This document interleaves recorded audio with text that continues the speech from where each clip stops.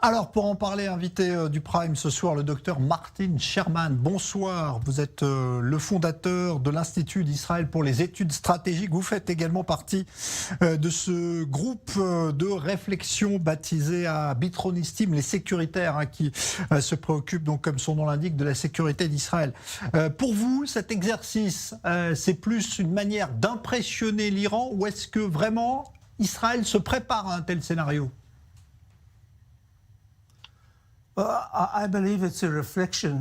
crois que c'est un reflet de ce qu'on a réalisé, à savoir qu'il n'y aura pas de résolution consensuelle du problème iranien. Il n'y aura que des choses qui se feront.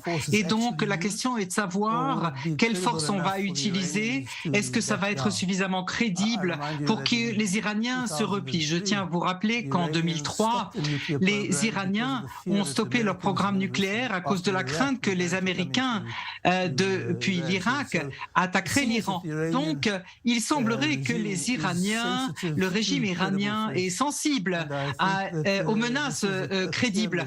Et je crois que c'est un message fort clair qu'on vient de voir. Vous savez, Israël ne peut pas vivre avec la situation d'un Iran nucléarisé parce que, même s'ils n'utilisent pas l'arme nucléaire, ils peuvent avoir une couverture nucléaire avec leurs représentants terroristes et opérer en toute impunité et dissuader toute action contre eux. Donc, je pense que là, c'est certainement un signal d'une résolution très claire et ferme. Alors, on sait que c'est un exercice qui est mené en coopération avec des armées alliées d'Israël. Les Américains, notamment, sont à l'intérieur. Est-ce qu'à votre avis, si Israël devait attaquer l'Iran, il y aurait forcément besoin d'un soutien américain? Eh bien, ça simplifierait les choses, c'est sûr, et c'est surprenant qu'on ait cette coopération avec le régime actuel de Washington. Ça aurait été plus naturel de l'avoir avec le précédent régime, l'administration précédente. En fait, cette coopération se poursuit même avec l'administration Biden.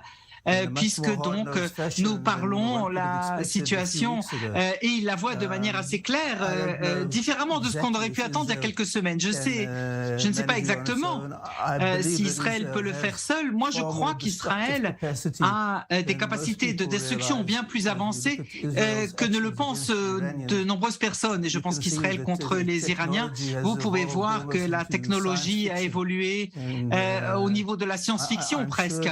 Et je suis certain qu'Israël, que ce soit par voie aérienne, maritime ou sous-marine, Israël pourrait lancer une attaque très douloureuse contre les Iraniens. La question étant de savoir quelles seront les répercussions. Jusqu'à présent, les réactions iraniennes aux attaques iraniennes en Syrie, israéliennes en Syrie, ont été très restreintes et sans succès. Dans le passé, les Iraniens ont mieux réussi dans leur revanche. Si vous vous souvenez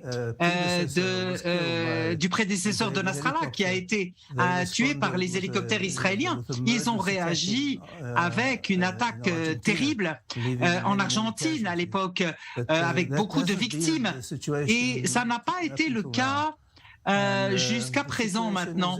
Et la situation est différente dans de nombreuses façons. En fait, la situation économique iranienne est quand même dramatique.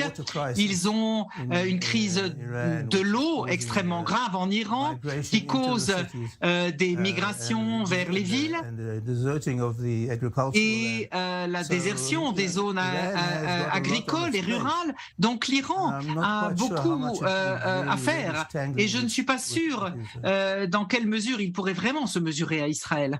Ouais, est-ce qu'à votre avis on n'exagère pas aussi cette menace nucléaire iranienne? Est-ce que finalement vraiment l'Iran aurait les moyens de mener une attaque nucléaire même s'il parvenait à arriver au seuil du nucléaire iranien, au militaire?